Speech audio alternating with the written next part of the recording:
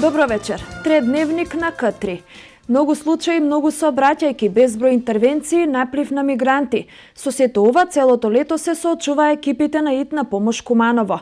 И покрај работата која обавуваат, нивното секојдневие постојано исполнето со примери на несовесно однесување на дел од граѓаните. Екипата на Итна помош апелира: јавувајте се за сериозни проблеми, сообраќајки инфаркти, а не за болки во грлото и температури.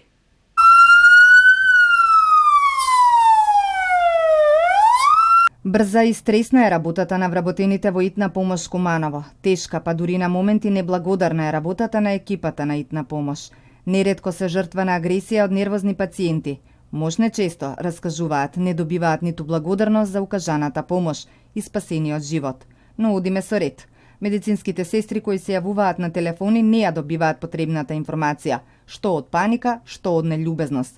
Често лутаат по улици затоа што граѓаните не им ја кажале точната локација, а има случаи кога деца или пак луѓе со сомнително однесување ја задржуваат линијата и во најблага форма се шегуваат, а во екстремни случаи им претат дека ќе ги нападнат. Се случува често да ни ја задржуваат линијата, така што се јавуваат или деца или некои неозбилни луѓе кои што намерно по неколку сата има нон-стоп звонат на телефоните, не навредуваат и исто така и само молчат и ја задржуваат линијата. Значи да не се користи за ме боли грлото, не можам да стигнам, немам пари, се случува вика јас сум далеко во село, немам превоз, немам пари, ме боли без разлика грлото или имам температура, значи за тоа, значи само за хитни. Токму овие мигови кои се најпотребни за навремена реакција при инфаркти или сериозни интервенции се клучни за да нечи живот биде спасен. Медицинските сестри апелираат граѓаните да останат што е можно поприбрани, без оглед на состојбата во која се нашле и да ја прецизираат локацијата. И токму поради фактот што Куманово е голем град, не може за неколку секунди да се пристигне на саканата дестинација. Се случува да во тој момент кога тие ќе дојдат и ќе побарат помош овдека во брза помош, да во тој момент нема лекар, пошто нашите лекари се на терен. Ова се знаете, значи Итна служба за терен. И тогаш наидуваме на нервоза, на лутина од страна на пациентите, нормално, разбирливо е, но ние во тој момент само сестра е тука и што може една сестра да направи без лекар. Наидуваме на нервози, на кавги, на вреѓање. Еве една препорака до сите граѓани, до сите пациенти, значи во такви ситуации тие треба да останат колку што можат смирени за да можат и нас да ни ја олеснат работата. Поготово кога се работи за некој итен случај, значи тие постојано звонат, а меѓутоа ние во тој случај ништо не можеме да помогнеме, значи ние одиме на кај нив, ама сепак Куманово е многу голем град што ние на пример не можеме за толку секунди, за толку минути, значи за толку кратко време да стигнеме на таа локација. Лекарите раскажуваат дека им се случувало да немаат екипа бидејќи одредени пациенти ги викале во села за грло, за температура, за некои интервенции кои може да ги решат и матичните лекари. Лекарите апелираат дека ваквите проблеми, особено со хронично болните, треба да си ги решаваат матичните лекари и после завршувањето на работното време. Неосновани повици, секојдневно се случуваме со такви проблеми, значи граѓаните мора да бидат свесни да се подигне нивото кај нив дека брза помош, односно итна медицинска помош како служба не е за сите случаи, значи неопходно е да се прави триажа кога го вртат бројот 194, значи треба да се каже за што се работи, за каков случај се работи, значи често пати се случува да пациентите значи на брзина сака да стигне екипа на време, меѓутоа така се губи време во тоа што значи не кажува точна адреса, точна локација. Значи ние тргнуваме веднаш, меѓутоа не знаеме каде да отидеме. Подобро е да бидат трпеливи и поубаво значи да кажат за име и презиме да го кажат на пациентот за кој што се работи, значи да некој обележје кое стои, на пример ако кажат значи улица, еве например Гоце Делчев до плоштад или значи некој такво обележје кое што е покарактеристично во градот, за да можеме ние значи понавреме да значи побрзо да ги најдеме. Често пати злоупотребуваат значи случаи што се и за матични лекари, значи и матичните лекари значи некогаш ги препраќаат, значи често викаат вртите на 194, значи барете итна медицинска помош. Значи тие секако треба да се ги превземат оние хронични што се пациенти, значи што земаат секојдневна терапија, да значи по завршување на нивно работно време, значи да отидат со сестра или самите тие да се ги видат тие пациенти кои што се неподвижни, зашто ние навистина како служба не сме за таа проблематика. Значи хитна медицинска помош се знае зашто е. Значи за хитни случаи тука спаѓаат сообраќајки, значи инфаркти, значи некои убоди, сега еве летно време имаме голем број на случаи кои што се со значи од целата селските подрачја каде што има убоди од стршлени, од значи со оси тоа, значи така посериозни значи реакции се случуваат да ние треба да одговориме. Летово во Куманово се случија неколку сообраќајки, па затоа неопходно е на располагање да има екипа која ќе укаже помош. И екипата на итна помош е ангажирана околу мигрантите, кои доаѓаат и бараат помош, а воедно интервенираат и на железничката станица во Табановце. Јас во итна помош сум долги години, повеќе од 10 години, меѓутоа, како што рековте, свеста не јакне. Значи, зависи од поединци, значи од самиот човек, некои ќе се тргнат на страна кои ќе ги слушнат нашите сирени, меѓутоа во некои случаи например, како да воопшто не регистрира, значи како да не поминуваме со вклучени сирени, не ни пуштат, не ни даваат предимство, да. Ова лето се карактеризираше со голем број на сообраќајки и со прилив на мигранти, во кои што точка сме ние, Куманово, односно Табановца. Па вака, значи точно е оваа година имавме многу сообраќајки, за жал многу млади луѓе си починаа, да кажам, од несовесно возење, мора да се обрне, значи да се стави акцент на подобро возење, значи по-безбедно возење. Инаку, како што рековте, имаме и прилив на мигранти.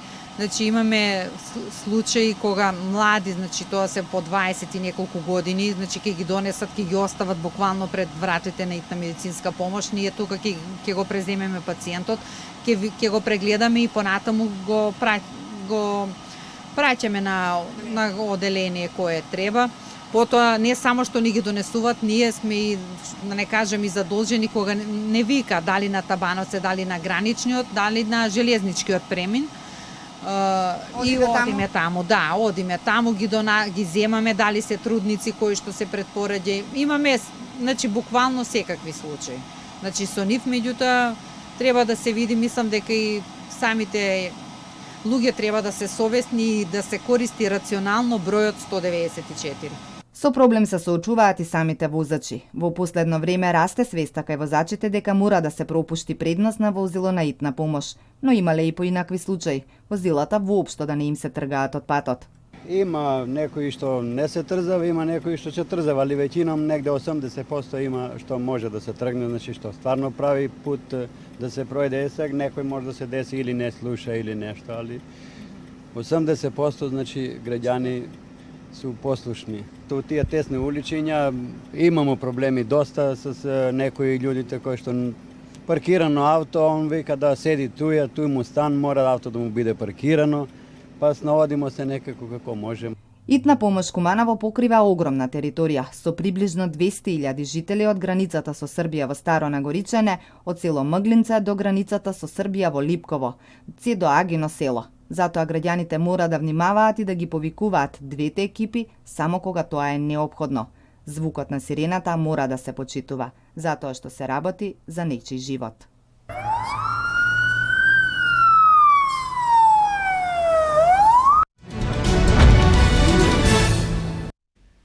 Ден на венчавањето е посебен момент во животот на човекот кој се памети за секогаш. Кумановци се венчаваат во претесна, неклиматизирана сала, а присутните гости се приморани да стојат затоа што нема ниту столови, ниту клупи. Оние кои се венчавале скоро нема да ја заборават ниту старата дотраена зграда со излупена фасада, на која и не се познаваат буквите со кои е испишано сала за венчавки. Чинот на венчавање е еден од најважните моменти на секој човек. Кај нас на место венчавањето е да е нешто посебно и незаборавно, додека да дојдеш на ред кај матичарот, чекаш на дотраени скали и предврати кои се поставени децении назад. Од дотраените испукани плочки пак пред вратите може да се случи да се скрши штиклата на невестата, па доколку е суеверна да си мисли дека тоа е лош знак. Велат Кумановци, минимално уредување на интериерот имало пред 10 години, со поставување на ламинантен пот и столови за младенците. Но останатите сите присутни гости мора да стојат на нозе, затоа што нема столови за седење ниту пак клупи, а пред известно време и просторот бил преграден, па така внатре и нема доволно место за сите. Кумановци упатија апел до надлежните и бараат нова модерна сала како што доликува на чинот. Може да во секој случај може да се реновира. Сега се тоа зависи од локалната управа, бидејќи тоа во нејзина надлежност. Таа треба да одлучи, да направи една анкета како да се среди, што да се направи. Во секој случај тоа ќе остане на нас граѓаните, бидејќи ние ќе се сеќаваме на тој ден. Кога последен пат сте биле тука на свадба? Па пред 3 месеци, па онак солидно, не се останато од пред 10 години, не е ништо сменето. Па се што е поубаво за сите ни годи, да се обновува и целиот град, да се реновира и да се подновува и улиците и салата. Не вела дека младите тој ден ќе им остане запаметен во животот. Да. Дека треба да биде во некој поубав амбиент. Па би требало. Ние кога се венчавме беше поинако, сега барем овие децата нека уживат во поубавото. Па треба малку да се реконструира, нели? Внатре задоволни ли сте од амбиент? Внатре не сме баш задоволни, треба малку да се прави поправка на амбиентот таму. А просторот добар ли или треба да биде поголем? Треба малку поголем да биде, да. Ја гледам во Турска сум бил, во Турска, и таму сала за венчање има многу убаво место, поголема е и сите фамилијани што доаѓаат значи за венчање, они се делат и се направи да. Една страна мажите, една страна жените. И тие што се за венчање има убаво место туи, каде што се венча има цвеќиња, све тие работи, а во Куманово нема тоа. За просторниот проблем алармира и советниците на едно од седниците на Советот. Беше кажано дека ниту климатизерите веќе некое време не функционираат и во многу лоши услови се изведува самиот чин на венчавање. Салата покрај тоа што е преполовена за потреби на леп, во момент еден штекер работи, нема клима. Другата клима работи, нема штекер. Би ве прашал, кој е задолжен за и околу овие технички работи, за хигиената во самата сала, дали е тоа на администрацијата, тоест на некој од секторите воопшто, или не. Едноставно ме интересира, бидејќи луѓето прашуваат и доаѓаат сега на овие жестени исплатени и оние што седат таму, и колегите и матичарите, значи едноставно се осеќаме непријатно. Од локалната самоуправа не ветија нова сала. Кажаа само дека ќе направат во рамките на можностите, ќе се потрудат поскоро да ги сервисираат климите. Повикаме се сервисери, констатираме дека треба да се промени климата, мислам дека во скоро време ќе биде промената, се надевам дека може да е завршена поставката летот. Што се однесува до скучениот простор, се надевам дека после раселување на ова поширување, бидејќи јасно е дека и сами сте сведоци, просторно не е можно да функционира во малку габарит ова општина. Ја прошируваме со земање под закуп на еден простор кој е во близината на општината спортскиот стадион, дека ќе биде адекватно и адаптирана за намена за која беше. Беше принудно така направено. Освен мај, јуни и прва половина на јули, ударни термини за венчавки се и септември и октомври. Најбарани термини се за време на викендите, а во периодот на јули и август се склучуваат и до 100 бракови месечно. За град од над 100.000 жители ова е единственото место каде што младите може да се венчаат. Во последно време, оние кои имаат финансиска можност, се повеќе се одлучуваат чинот на венчавање да го изведат во некој ресторан на денот на самата свадбена веселба, но таа услуга чини околу 100 евра. Унијата на млади сили на ВМРО ДПМН во рамките на својот проект организираше дебата на тема како општина Куманово влие врз младите во општината. Унијата на млади сили на ВМРО ДПМН организираше дебата која има за цел младите од партијата да ги разбранат своите мислења и да разбрануваат повеќе аргументи на повеќе актуелни теми кои ги засегаат директно младите. Темата на дебатата е дали општина Куманово влие позитивно или негативно на младите. Двата тима ќе се одберат која страна да ја бранат и ќе ги судрат своите аргументи. Унијата на млади сили на ВМРО ДПМН смета дека доколку има различни аргументи внатре во партиското ткиво, ќе доаѓа до немидовен прогрес во однос на сите општествени процеси.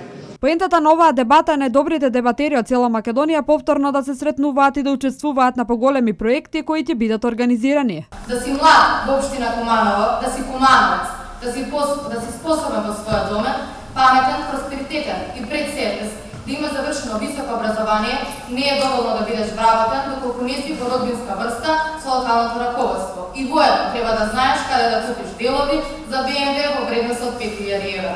Кај човекот од општината.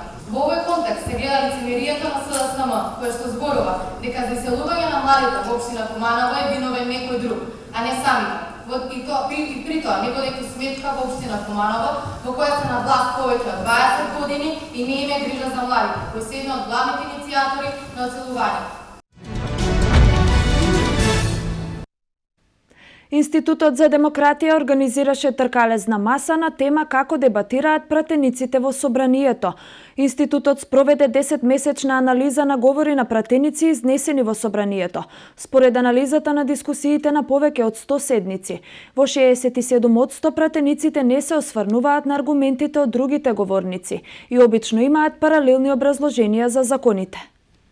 Институтот за демократија организираше тркалезна маса на тема како дебатираат пратениците во собранието. Тркалезната маса е посебна активност од еден проект, кој што вклучуваше 10-месечен мониторинг на квалитетот на дебатата во собранието. Следена е дискусијата на пратениците на 100 седници, извршена е анализа на 2000 говори на пратеници за период од јуни 2014 до мај 2015 година. Според анализата, 67% од пратениците не се осврнуваат на аргументите од другите говорници и обично имаат паралелни образложенија за законите. Анализата е направена врз основа на инструмент насловен како индекс на квалитет на дебата. Тој индекс ни возможува да ги анализираме сите говори на пратениците според неколку критериуми, од степен на аргументираност, односно ние го расчленуваме секој говор на пратеник изнесен на седницата на која што ја наблюдуваме и ги бараме, прво ги лоцираме аргументите на пратеникот, потоа ги лоцираме елементите низ кој што тој искажува некаков однос кон другите присутни, дали тоа почит, кон нивните аргументи.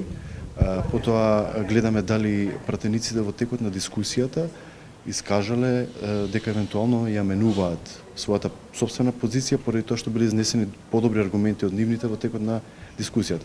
Да, тоа прилично ретко се случи, мислам дека само во еден случај во целиот мониторинг. Целото истражување ни дава можност да лоцираме каде се наоѓа Македонското собрание според начинот на кој што се носат одлуките. Дали целиот процес е транспарентен, дали граѓаните и јавноста се сведоци на аргументите, ги знаат аргументите на пратениците со кои што тие ги бранат своите позиции и позициите на пратеничките групи при гласањето на законите, или пак тие позиционирања во парламентот се случуваат на друго место, но не од јавните говорници, например. Абедин Зимбери, поранешен пратеник од Нова демократија, бара пред да се донесат законите во собранието да има повеќе дебата за нив, за да законите се разработат повеќе. Јас додека бев во мојот мандат, подруго беше дебатирањето, беше поинтересно, имаше дебатирање, имаше време за законите да се разработат како треба. Како да ти кажам, за еден закон се дебатираше неколку дена. Сега, како оди понавамо, се стеснува тој момент на дебатирање и законите се донесуваат многу на брз начин. Мира Костич, новинар од Македонската радиотелевизија, која беше дел од оваа тркалезна маса, го изнесе својот став во врска со тоа како дебатираат пратениците во собранието. Кога имате едно излагање кое што е страшно стерилно. Мислам, може би јак збор употребувам, меѓутоа навистина стерилно бидејќи не нуди ништо ново. Едноставно се чита образложение од закон и толку. Нема, да речеме, пратеник да влегол во анализа што тоа законско решение би било поволно за граѓаните. Какви поволности, какви бенефити би им донело на граѓаните. Едноставно се чита тоа што се чита и нема поттик за реплика во едно такво излагање, нема поттик за реплика. Институтот за демократија во наредниот период ќе ги мониторира дискусиите во собранието. Спомениците представуваат специфичен вид објекти кои во својата структура обединуваат формално обликовни искуства од црковното градителство, но наградено во естетска смисла со слободно интерпретирани елементи што придонесуваат за нивната символична содржина. За спомениците, нивното значење и реновирање ни говори Марија Живачки, кустос историчар. Спомениците одбележуваат историјата на еден град, на еден народ. Градот Куманово има неколку споменици, меѓу кои споменикот на револуцијата, спомен Костурница, Менкова колиба, спомен куќата на Карпош и многу спомен обележија и бисти. Споменикот на револуцијата бил граден во период од 1951 до 1962 година, инаку е дело на познатиот југословенски уметник Коста Ангели Радовани, кој е роден во 1916 година во Лондон, студирал уметност во Милано и специјализирал вајарство на Универзитетот во Загреб во 1944 година. Самиот споменик е поделен на два дела. Жена македонка, која символично ги кине прангите од робството, и во другиот дел се наоѓаат три камени блока. Во првиот блок е представено робството на македонскиот народ, вториот блок е војната и борбата за слобода на македонскиот народ, а во третиот блок се наоѓа слободна Македонија.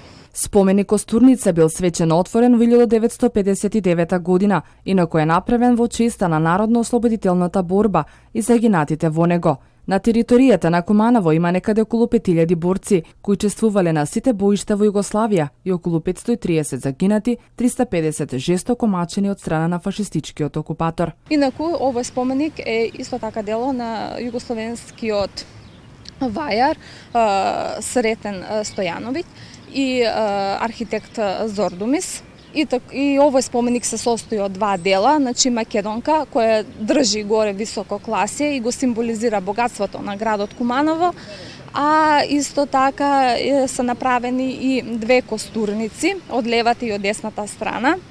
Од задниот дел се изгравирани со релјеф на бронза борбата на македонскиот народ за слобода, а во предниот дел е направен, испишани се буквите на загинатите борци во народно-ослободителната борба и во самата костурница се наоѓаат костките на загинатите. Од Кумановската Менкова колиба тргнал карадачкиот партизански одред на 12 октомври 1941 година, со кое всушност беше и означен почетокот на востанието во Република Македонија. Споменикот е направен во 1948 година во форма на пирамида, а на горниот дел на пирамидата има означено петокрака, а во самата пирамида има испишано текст за овој настан. Во тек и реновирање на спомен куќата на Карпош, тоест на постојаната поставка на Христијан Тодоровски Карпош, која ќе биде целосно реконцепирана во рамките на наредната година и истата е финансирана од Министерството за култура. Со реновирање на постојаната поставка на Христијан Тодоровски Карпош ќе биде целосно реконцепирана поставката во рамките на оваа наредната година, а ќе биде финансирана од Министерството за култура. Инаку, оваа спомен куќа мора да нагласиме дека е исто така културен споменик на градот и самата куќа е отворена во 1979 година по повод Денот на борецот, инаку Христијан Тодоровски Карпош е еден од 8 народни херои кој го даде својот живот во народно-ослободителната борба. Инаку тој е командант на Кумановскиот партизански одред и на баталјонот Јордан Николов Орце, а загина во виорот на Втората светска војна на 7 февруар во село Бијач, 1944 година. На територијата на Куманово се наоѓаат неколку спомен обележја, и тоа во Студена вода спомен обележје на загинати авијатичари кои загинале на 6 април 1941 година, тука и спомен обележјето на бавчата на Денко Ценков на Ангел Тодоровски. Освен овие спомен обележја има многу спомен плочи и спомен бисти на територија на Куманово, а тоа се од загинатите борци кои учествуваа во народно-ослободителната борба, меѓу кои позначени се Панче Пешев, Христијан Тодоровски Карпош, Боро Менков, Наце Бојони, Бајрам Шабани и многу други. Марија ја прашавме дали таа како историчар смета дека Куманово има потреба од поставување на уште некој споменик кој ќе го надополнува градот меѓу останатите споменици. Како историчар би напоменала дека може би требало, сигурно би требало да се направи еден споменик на Карпош, Маноно Карпош, што се борел против турците во 1689 година, кога е направена првата слободна територија на во рамките на Куманово и Крива Паланка. Инаку таа слободна територија била некаде околу 6 недели, што значи дека е доста голем период од што било означена слободна територија во рамките на османската држава. Инаку Карпош нели бил погоден на камениот мост во Скопје, таму направен споменик, меѓутоа тој е прогласен за крал на Куманово и сметам дека би требало да се направи еден пригоден споменик. Сите споменици се во рамките на културно наследство и ние, граѓаните, треба повеќе да се грижиме за нив, да не ги уништуваме затоа што тие се одбележјето на еден народ, на еден град, а без историја ние немаме идентитет. Ревијален Денс Фест по пети пат се одржа во Куманово.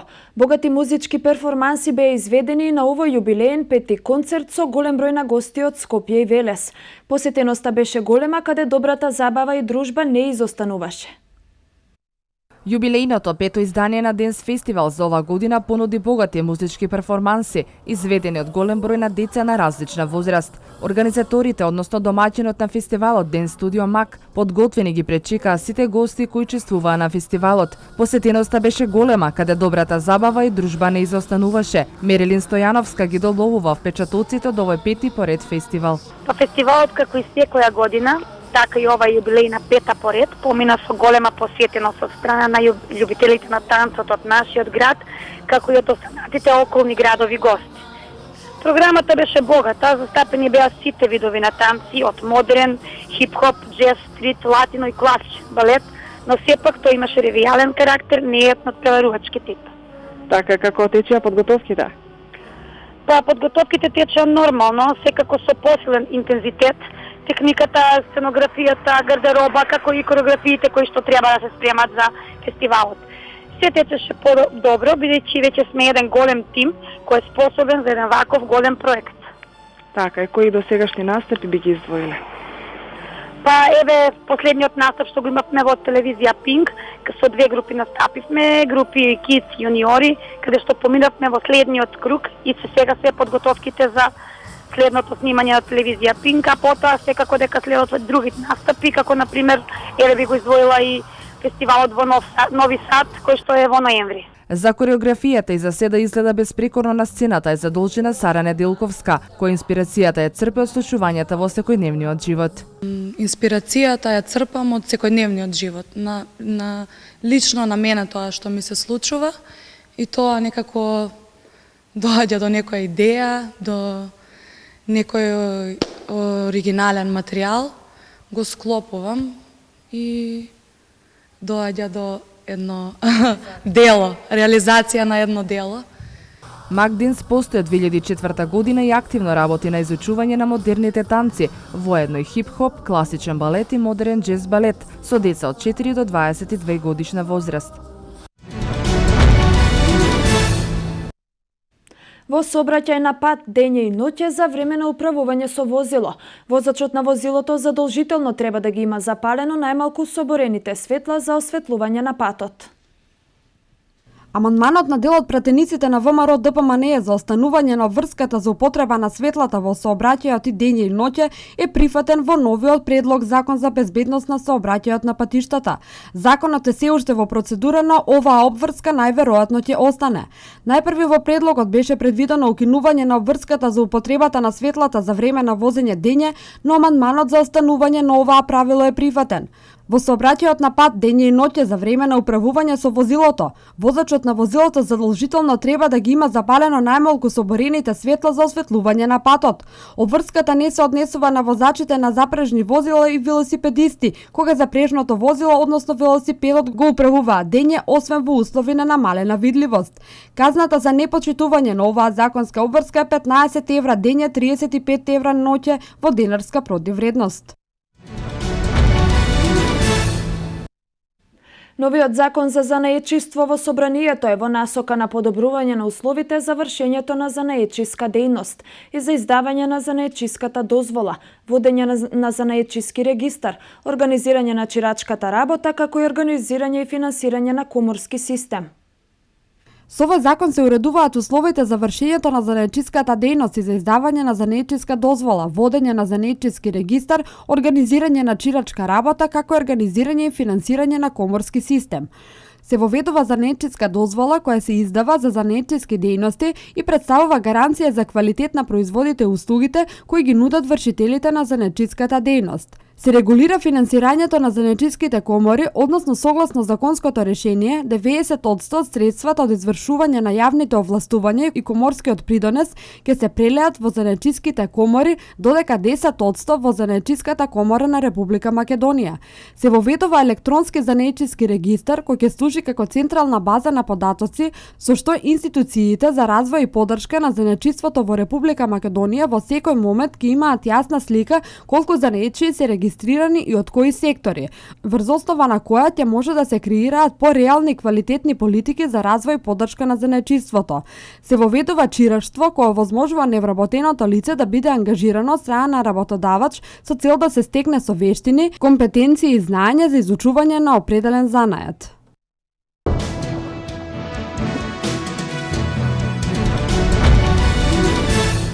Партиите кои заговараат одцепување на Каталонија од Шпанија обезбедија апсолутно мнозинство на регионалните избори, покажуваат првичните резултати од вчерашното гласање. Русија нема да учествува во копнена операција во Сирија, изјави рускиот претседател Владимир Путин. Обама изрази увереност за целосно искоренување на екстремната сиромаштија во светот. Вести од светот. Каталонија од Шпанија обезбеди апсолутно мнозинство на регионалните избори, покажуваат првичните резултати од вчерашното гласање. Главната сепаратистичка алијанса, Заедно за да, што ја сочинуваат владеачката партија Конвергенција на претседателот Артур Мас и малата крајнолевичарска и сепаратистичка партија Есквера Републикана, обезбедија 72 од 135 пратенички места во регионалниот парламент. Висок функционер на неговата партија изјави за странските новинари кои ги следеа овие регионални избори дека веднаш ќе започнат подготовките за процесот за независна Каталонија. Русија нема да учествува во копнена операција во Сирија, изјави рускиот претседател Владимир Путин во интервју за американските телевизии. Сирискиот проблем може да биде решен само со поддршка на сегашните законски државни структури, со тоа што ќе им пружиме помош во борбата против тероризмот, истовремено да се потикнат на позитивен диалог со здравиот дел од опозицијата и кон политички промени, додаде рускиот претседател. Путин нагласи дека активностите на Русија во Сирија се во насока на задржување на власт на претседателот Башар ал-Асад. Тој истакна дека е длабоко уверен ако се действува во друга насока, односно во насока на разорнување на легитимните структури на власта, ќе се создаде ситуација која веќе видлива во други земји, на пример во Либија.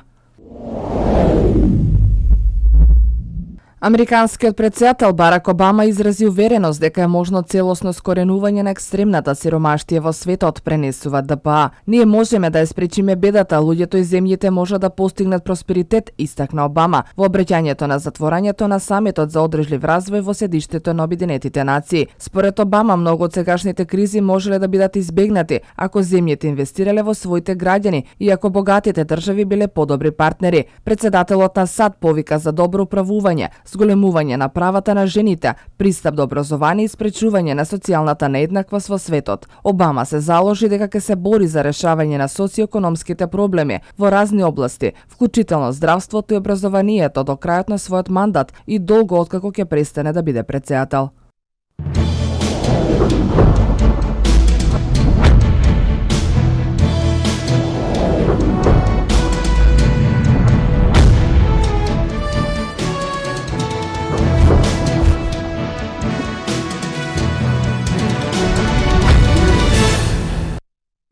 Ракометарите на Куманово го одиграа првиот надпревар од новата сезона во првата лига против Ѓорче Петров и доживеа пораз од 28-26. За деталите на овој надпревар побаравме мислење од Бобан Ангеловски, претседателот на клубот. Иако се поразени во Скопје, Куманово прожило силен отпор на домаќинот, кој дури во финишот успел да оствари победа. Господин Ангеловски, машката ракометна екипа на Куманово стартуваше во новото првенство. Загубивме во Скопје, па една ваша кратка оценка за овој надпревар. Да, во недела, вчера, во 17 часот го одигравме првиот надпревар од второто коло на првата машка ракометна лига на Македонија. игравме со екипата на Македонија Ѓорче Петров. Одигравме еден солиден надпревар по моје видување. Тренерот Александар Трајковски не беше во можност да ја води екипата поради објективни причини. Така на клупата бевме заменик од тренери и некои членови од управата, јас воедно. И задоволни сме од прикажаното на играчите и од тоа како изигра. Како помина на преварот, беше ли неизвестно до самиот финиш? Па да, цело време во текот на напреварот ние водевме со гол разлика, во едно време водевме и со 2 гола 19-17 после почетокот на второто полувреме, на полувреме беше 12-12 изедначено. Потоа во второто полувреме добро тргнавме, но неискуството на играчите и нивната младост и желба за победа, затоа што тие досега се надпреваруваа во младинска лига, и нивната желба и нивното неискуство дојде до израз, така што направија неколку грешки пред се во нападот и утакмицата тргна во обратен правец, така што едно време се држевме во средина на второто полувреме, се држевме резултатска неизвестност, значи гол за гол игравме. При крајот на утакмицата дојде до нивно водство, ја зголемија предноста на 2 гола разлика, така што утакмицата заврши 28-26 во полза на Македонија Ѓорче Петров. Меѓутоа, оно што е најважно, конечно ќе дебитирате пред комановската публика во среда, па еве да ги поканите љубителите на комето да дојдат да ве бодрат.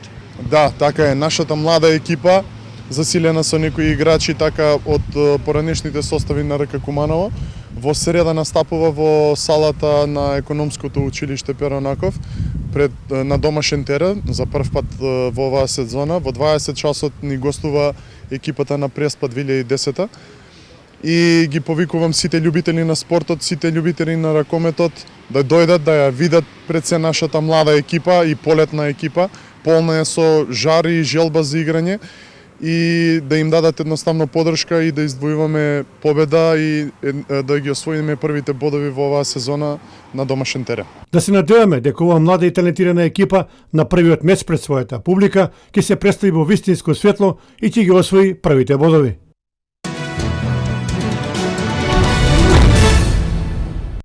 Екипата на МЗТ Скопје Аеродром е освојувач на првиот трофеј во новата сезона од Мак баскетот, откако синоќа во Охрид победи во Хуавеј Суперкупот. Екипата на МЗТ Скопје Аеродром е освојувач на првиот трофеј во новата сезона од Мак баскетот, откако синоќа во Охрид победи во Хуавеј Суперкупот. Металците во финалето славеа победа над вечниот ривал Работнички со 81-62 и сосема заслужено го освоија трофејот. Работнички даваше отпор само едно полувреме, а потоа до израз дојде квалитетот и долгата клупа на МЗТ Скопје. Капитените на финалистите Марко Симоновски МЗТ и Димитар Мираковски Работнички беа најефикасни кошаркари на средбата со по 17 односно 16 поени. Во редовите на победникот солидно одигра и Данило Мијатовиќ со 16 и Ѓорѓе Дреноваc со 13 поени. Кај Работнички покрај Мираковски одлично одигра и репрезентативецот Бојан Крстевски со 15 поени и 6 скока.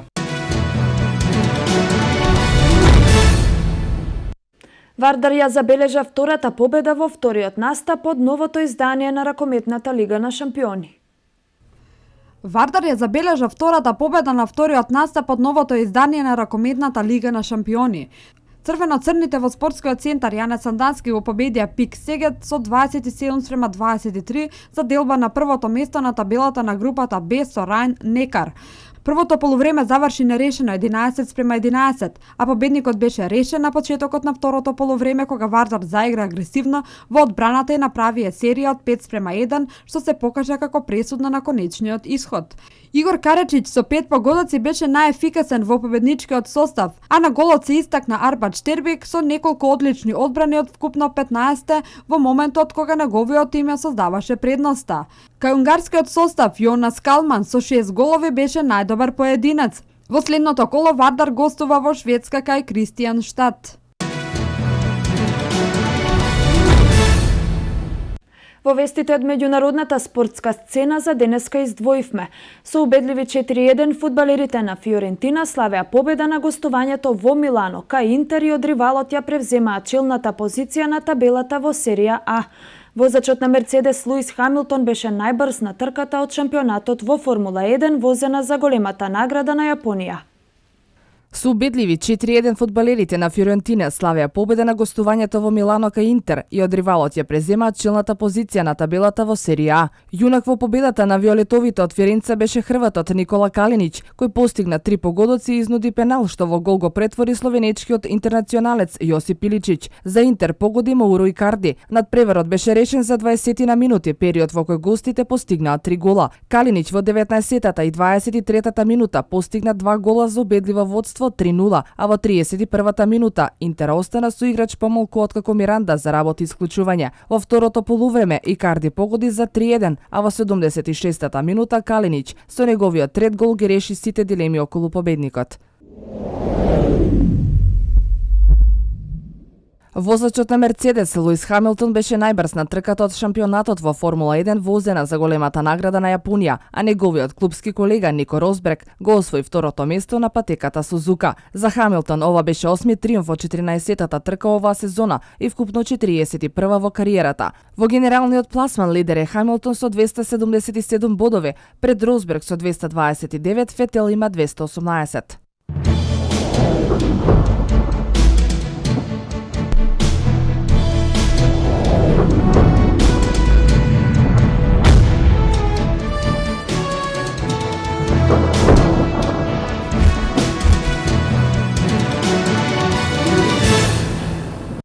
Да ја проследиме временската прогноза за македонскиот североисток.